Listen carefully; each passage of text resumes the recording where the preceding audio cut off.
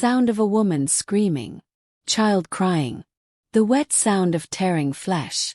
Then silence. Dawn breaks over Aki's village, Enugu State, Nigeria.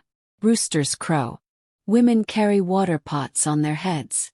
Children chase each other between mud brick houses. Everything looks peaceful. Normal. Chioma Okafor, 34 years old, beautiful and respected, walks through the village market with her 2 daughters. 8-year-old Adiz holds her hand. 5-year-old Kamsi rides on her back, wrapped in colorful Ankara fabric. Chioma stops at various stalls, greeting vendors warmly. Everyone smiles at her. Everyone seems to love her. Good morning, Mama Adiz. Your daughters are growing so beautiful. Chioma smiles proudly. God is faithful. They are my greatest blessing. At the vegetable stall, an older woman, Maman Kiru, 65, with kind eyes and gray hair, sells tomatoes and peppers. She's been Chioma's neighbor for years. How is your husband? Still in Lagos for work. Yes, Mama. He sends money every month. We are managing well. Maman Kiru's smile falters slightly. You are blessed indeed. 3 healthy children, a hard-working husband, a new house being built. Very blessed. Something flickers in the old woman's eyes. Not quite jealousy. Something darker. God has been good to us. Chioma responds, missing the change in Maman Kiru's expression. Behind them, another woman watches. Obiageli, 40 years old, thin and bitter-looking. She's barren, married 15 years without a single child. Her husband's family mocks her daily. She stares at Chioma's daughters with naked envy. Some people have everything. Obiageli mutters to her friend. Her friend, equally jealous, nods. While others suffer with nothing. It is not fair. Chioma continues shopping, unaware of the poisonous looks following her. She buys yams, palm oil, vegetables, stockfish. At the spice seller's table, she picks up dried pepper and augury. I am making my husband's favorite stew tonight. He is coming home this weekend. Chioma says happily. The spice seller, a young woman who secretly resents Chioma's happiness, packages her items. May it be sweet. Chioma pays and turns to leave. As she does, Obiageli approaches the same spice seller. I need something special, Obiageli whispers. For someone who has too much. The spice seller understands immediately. Her grandmother was a powerful medicine woman. She reaches under her table and pulls out a small clay pot wrapped in black cloth. Mix this into her food. Just a pinch. It works slowly. No one will suspect. What will it do? The spice seller's eyes glint with malice. It will take what she loves most. From the inside. Obiageli takes the pot, pays extra and hurries away. That evening, Chioma returns home to her modest but clean house. Her oldest child, 15-year-old Chukwudi, is doing homework. The 2 girls play with a homemade doll. Mama, I am hungry. Can we eat soon? Kemsi asks. Soon, my love. Let me start the stew. Chioma enters her small kitchen. She begins preparing egusi stew with all the ingredients she bought. She pounds the melon seeds, cuts the vegetables, seasons the meat. She's humming a worship song, completely content. Outside her window, hidden in the shadows of dusk, Obiageli watches and waits. Night falls over Aki's village. Chioma's kitchen fills with the rich aroma of cooking stew. Palm oil bubbles in the pot. She adds the ground egusi, stirring carefully. This is her husband's favorite meal. She wants it perfect for his weekend visit. Mama, it smells so good. Adiz appears in the doorway. Go and finish your homework. Food will be ready soon. Adiz skips away. Chioma adds the vegetables, the seasoned goat meat, the stockfish. She tastes it. Perfect. Almost. Needs just a bit more spice. She steps out to the backyard storage area where she keeps extra ingredients. The evening darkness is thick now. Crickets chirp. Somewhere a dog barks. This is when Obiageli strikes. She moves silently through Chioma's back gate, creeping to the kitchen window. Her heart pounds. She's never done anything like this before. But her bitterness has been growing for years, festering like an infected wound. Why should Chioma have everything while she has nothing? She reaches the kitchen. Through the window, she can see the pot of stew bubbling on the stove. The kitchen. This is her chance. Obiageli climbs through the window, surprisingly agile for her age. She pulls out the small clay pot the spice seller gave her. Her hands shake as she unwraps the black cloth. Inside is a dark powder that smells like rot and rust. Like old blood and grave dirt. Just a pinch. She remembers the instructions. She sprinkles the powder into the stew. It dissolves instantly, leaving no trace. The stew's color doesn't change. The smell doesn't change. Perfect. She hears footsteps. Chioma returning. Obiageli scrambles back through the window, catching her wrapper on the frame. It tears, but she doesn't care. She drops into the darkness outside and runs. Chioma enters the kitchen, carrying dried uziza leaves. She doesn't notice anything wrong. She adds the leaves, stirs the pot one final time, and covers it to simmer. Food is ready. She calls to her children. The family gathers. They don't have much. A simple wooden table, mismatched chairs, cracked plates. But they have love. They pray together, thanking God for their meal. Can we wait for Papa? Chikwudi asked. No, your father said he won't arrive until Saturday morning. We will save some for him. She serves her children first. EBA made from cassava flour. The rich egusi stew poured over it. They eat hungrily. It's delicious. This is the best stew you have ever made, Mama. Dee says. Chioma laughs. Slowly. There is enough for everyone. Finally she serves herself. She takes her first bite. Good. Really good. Maybe the best she's ever made. Strange. She doesn't remember adding anything special. Eats more. And more. Suddenly she's ravenous. She can't stop. She finishes her plate and serves herself again. Her children watch surprised. Their mother usually eats like a bird. Mama, are you okay? Yes. I'm just very hungry today. But even as she says it, something feels wrong. The stew tastes different now. Metallic. Like copper. Like blood.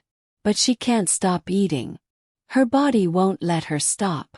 That night, after the children are asleep, Chioma lies in bed. Her stomach feels strange. Full but also empty. Satisfied but also craving. She closes her eyes, trying to sleep. In her dreams, she's hunting.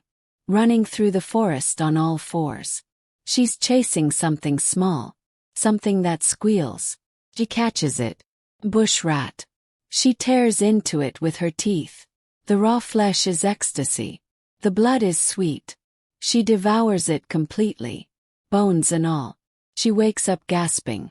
Her mouth tastes like copper. Her sheets are soaked with sweat. Dawn light filters through her window. It was just a dream. Just a terrible dream. But when she looks at her hands, there's dirt under her fingernails. Dark red dirt. Or maybe not dirt. Saturday morning. Chioma wakes feeling strange. Her body aches. Her mouth is dry.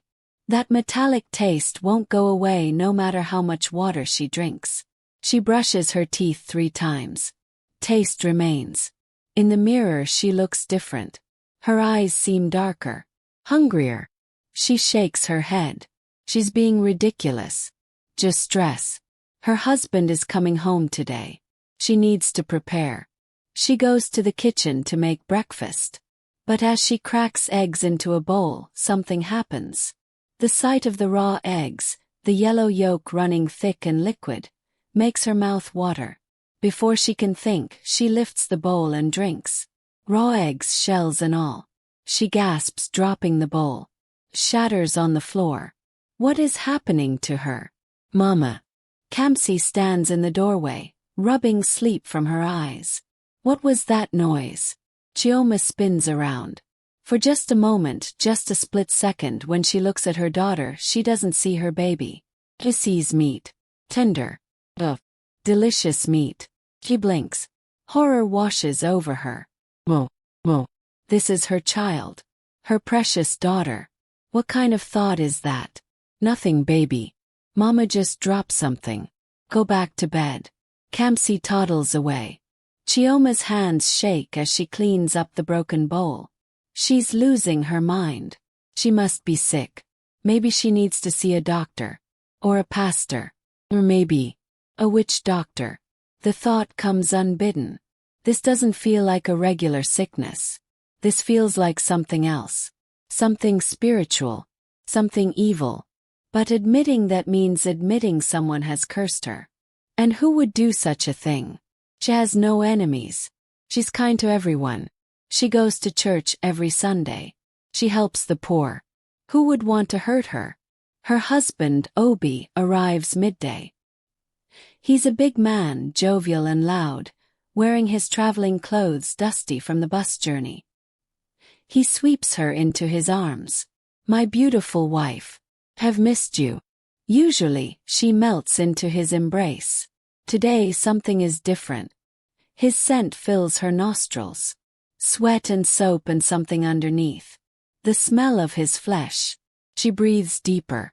Her mouth waters again. She pulls away quickly. I missed you too. Come, the children are waiting.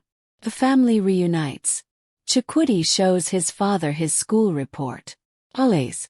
Obi beams with pride. The girls cling to their father's legs, demanding his attention. It's a perfect family moment. But Chioma can't focus. She keeps staring at them. Her family. Her loves. And all she can think about is how they would taste. She excuses herself and locks herself in the bathroom. She splashes cold water on her face. She's praying now, desperately. God, what is happening to me? Please take this away. Please. There's a knock on the door. Chioma. Are you well? Obi's concerned voice. Yes, I am fine. Just tired. That night, they share the leftover stew. The one she made Thursday night. The cursed one, though she doesn't know it. Obi eats 3 plates. He's praising her cooking, saying this is the best meal she's ever made. Each time he eats more of the stew, the curse grows stronger inside her. After dinner, after the children are asleep, Obi wants to be intimate with his wife. He hasn't seen her in weeks. But when he touches her, she flinches. When he kisses her neck, she has to fight the urge to bite. Really bite. Tear. I'm not feeling well tonight. She whispers. He's disappointed but understanding. He falls asleep quickly, exhausted from his journey. Chioma lies awake beside him, staring at the ceiling. The hunger is growing. It's not regular hunger anymore. It's something monstrous. Something that demands fresh meat. Living meat. She gets up carefully, not waking her husband. She walks through the house like a ghost. She stops at each child's room. Chikwudi sleeps soundly. His long limbs sprawled across his mattress. The girls share a bed, curled together like puppies. She stands in their doorway for a long time. Too long. Watching them breathe. Watching their small chests rise and fall. Tender. Vulnerable. Delicious. Whoa. She backs away, terrified of herself. She goes outside into the cool night air.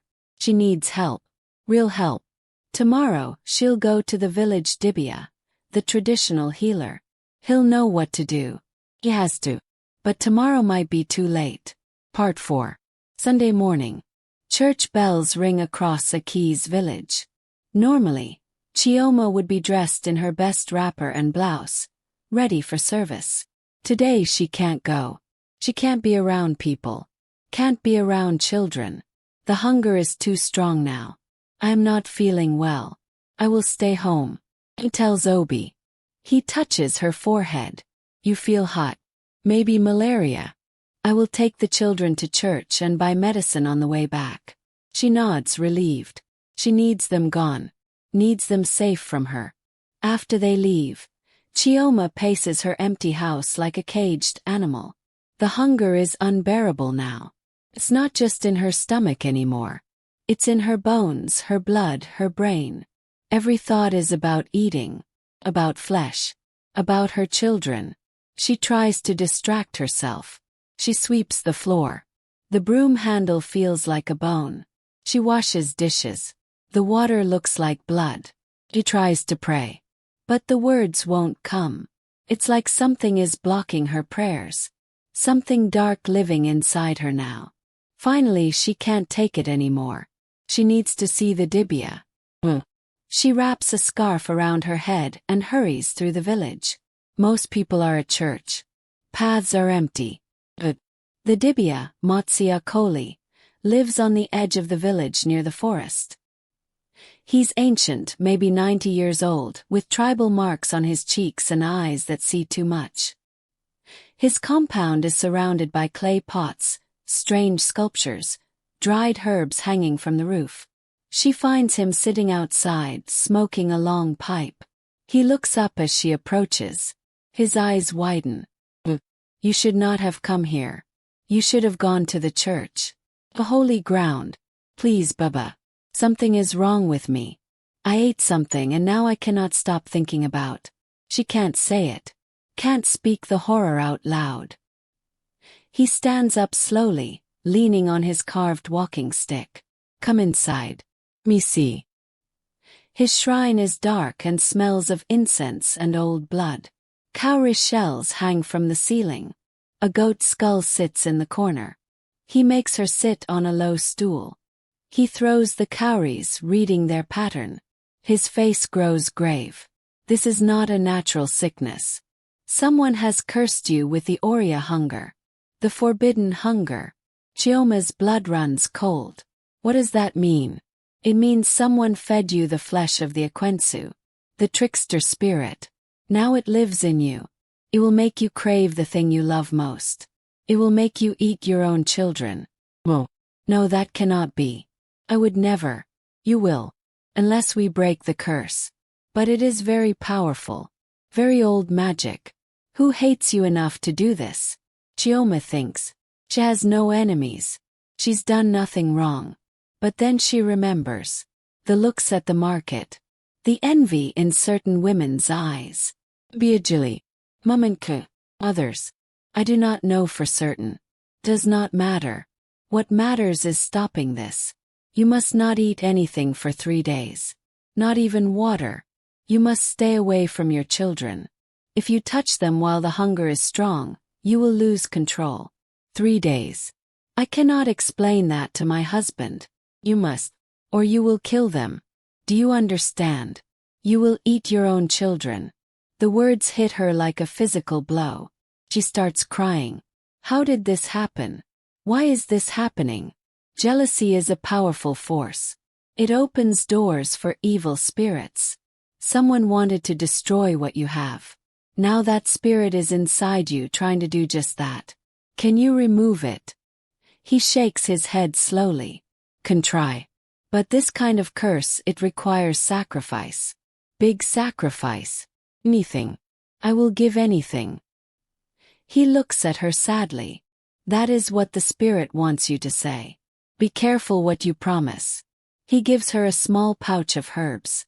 Tie this around your neck. It will weaken the hunger but not stop it. Come back tomorrow night. I will prepare the ritual.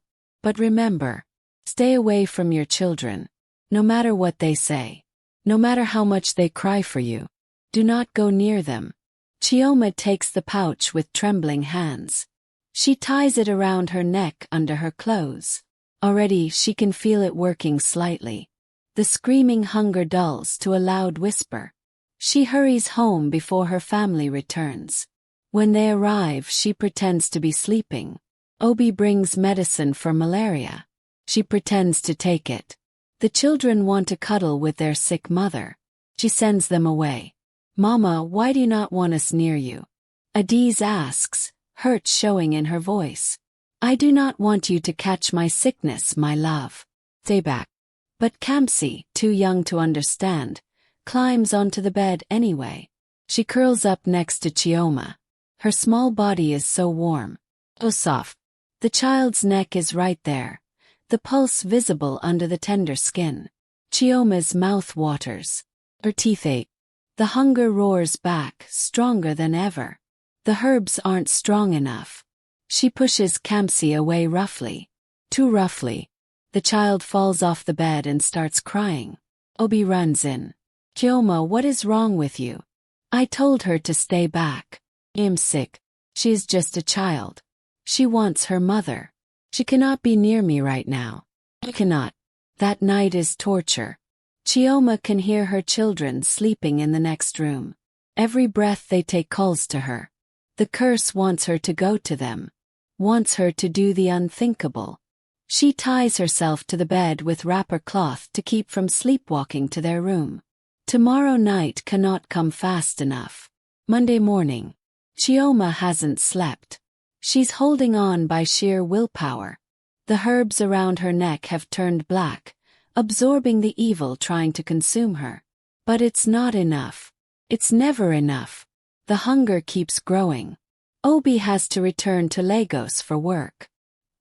He's worried about leaving her like this, but he has no choice. His job doesn't allow time off without notice. I've called your sister. She will come check on you. Make sure you take your medicine. I will be fine. She lies. After he leaves with Chikwudi, taking him back to the boarding school in town, only the two girls remain. Adiz has to go to school. Kamsi is too young for school. He stays home. This is dangerous. Chioma knows it. But what can she do? Tell everyone she's cursed. That she wants to eat her own child. They'll think she's mad. They'll take her children away. Or worse, they'll kill her as a witch. Auntie Ngozi, the neighbor, agrees to watch Kamsi during the day. Chioma stays locked in her room. She hasn't eaten in 2 days now. The regular hunger for food is gone. Only the dark hunger remains. The hunger for her daughters. Through the window she can hear Kamsi playing outside. Her laughter is like music. Like the dinner bell. Chioma covers her ears. Prays. Begs God for strength. Afternoon comes. Adiz returns from school. She's worried about her mother. She brings her water, sweet words, tries to comfort her. But Chioma won't let her close. Can't let her close. Mama, you are scaring me. What is really wrong? Adiz is perceptive for 8 years old. I will be better soon, my love. Promise. Just stay back. But children don't listen. Children need their mothers.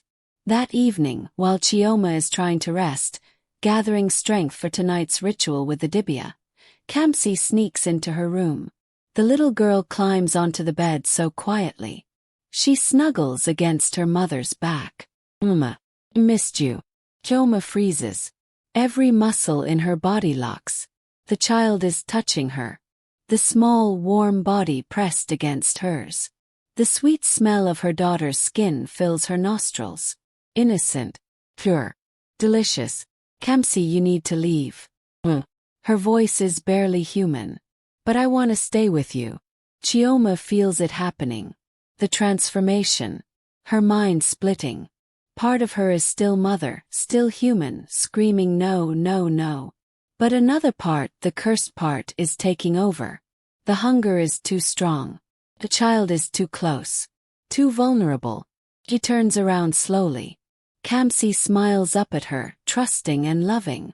Mama's eyes have changed. They're darker now. Predatory. Her teeth seem sharper. Her fingers curl like claws. Mama. Why are you looking at me like that?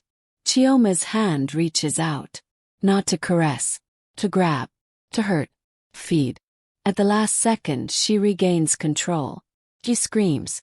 Terrible anguish scream. She pushes Kamsi away and runs from the room.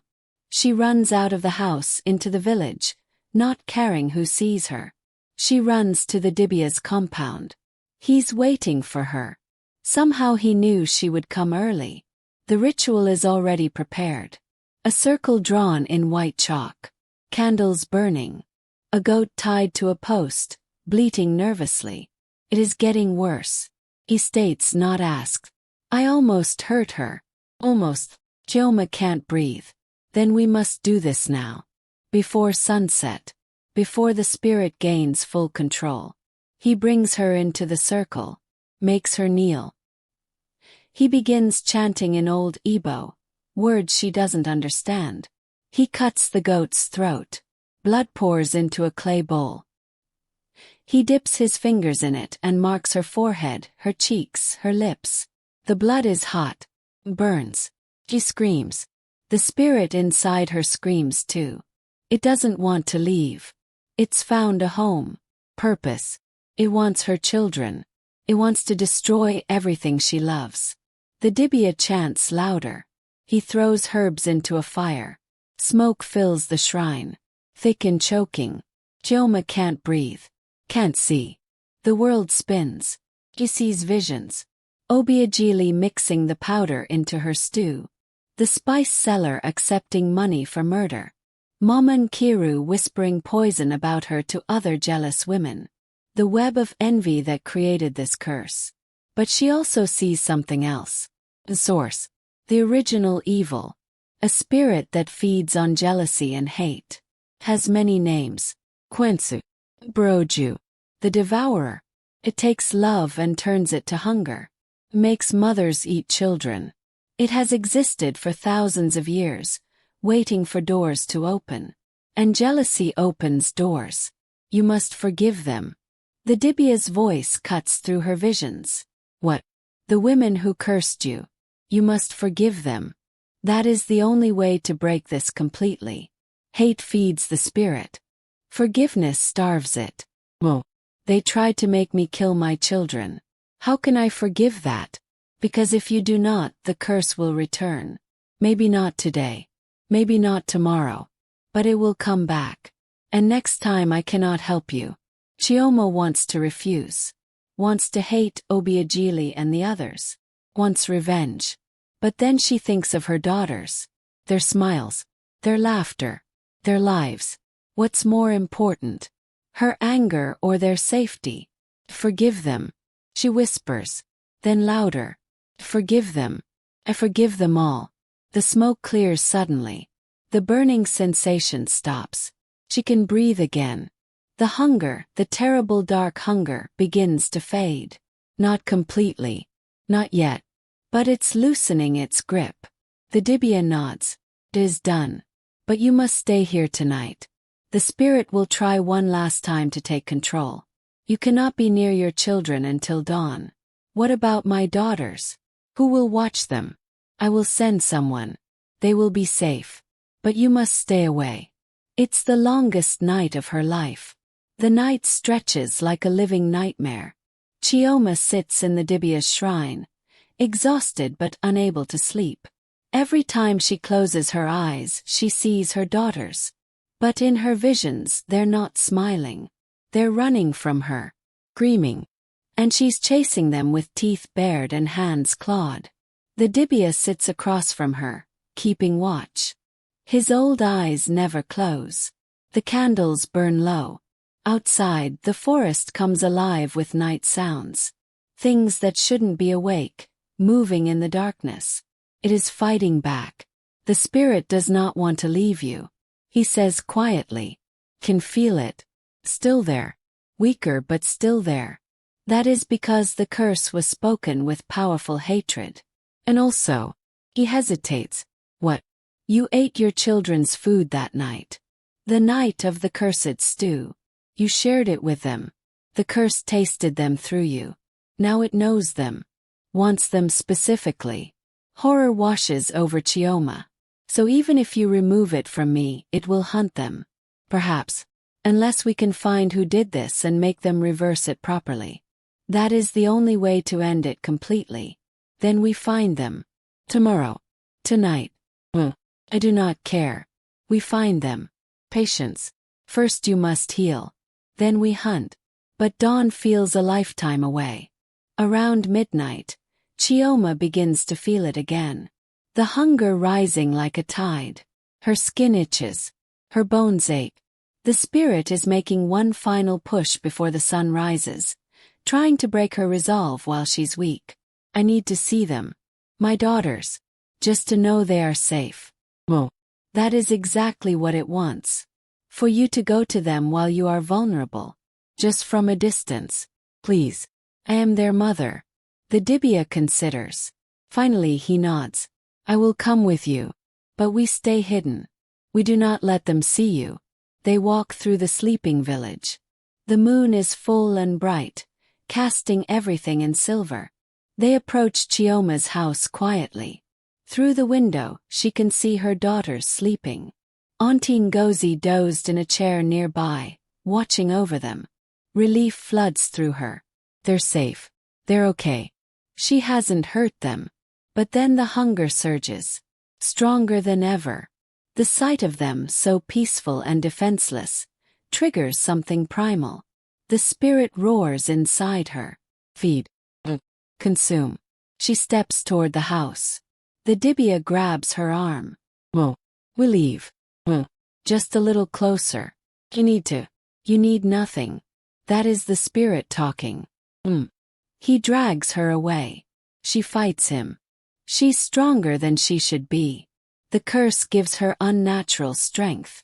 She breaks free and runs toward the house. The Dibia is faster than his age suggests. He tackles her before she reaches the door. They struggle in the dirt. She's snarling now, inhuman sounds coming from her throat. He pulls out a small knife and cuts his palm. He slaps his bleeding hand across her mouth. Taste blood freely given, not blood stolen. Remember who you are. The taste of his blood shocks her back to herself. The iron tang fills her mouth and somehow, it satisfies the hunger just enough. Just for a moment. Long enough for her to regain control. She collapses, sobbing. What is happening to me? What have I become? You are still you. Still fighting. That is what matters. But we must go. Before you lose control again. They return to his compound. He ties her hands with blessed rope, not to hurt her, but to protect her daughters if she tries to run again. She doesn't protest. She knows it's necessary. The hours crawl past. 3 a.m., 4 a.m., 5 a.m. The darkest hours before dawn. This is when the spirit is strongest. When evil has dominion over the earth. Chioma's body contorts. Her back arches. Words come out of her mouth, but they're not her words. They're in a language older than Igbo. Ancient and foul. The Dibia fights back with prayers and incantations. He burns more herbs. Marks her with more blood. It's a battle for her soul, and she's losing. Just before dawn, the next day, Chioma confronts the 3 women. She visits each one separately. Her eyes holding terrible knowledge. I know what you did. Come to the Dibia's compound tonight at sunset.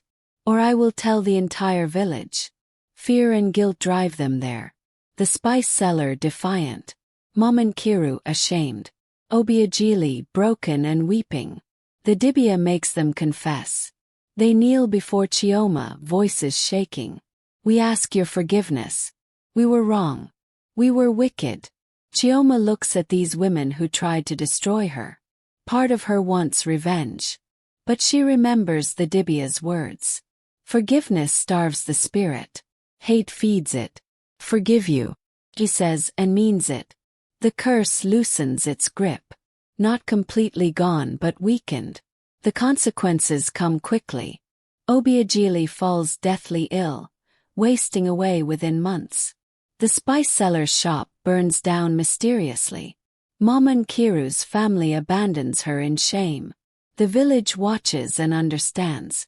Jealousy destroys everyone it touches. But Chioma is forever changed. The hunger faded to a whisper, but never truly gone.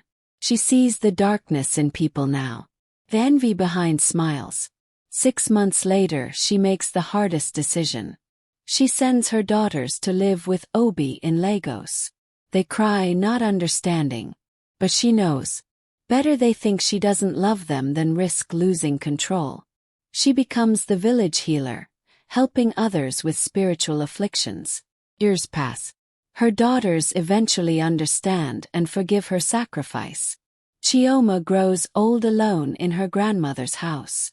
On quiet nights, she touches the ritual scar on her stomach. Reminder. She survived. Her children are alive. That's all that matters. But late at night, in the deepest darkness, she sometimes feels it still. The hunger. Leaping. Waiting. Some curses never truly die. They just wait. End.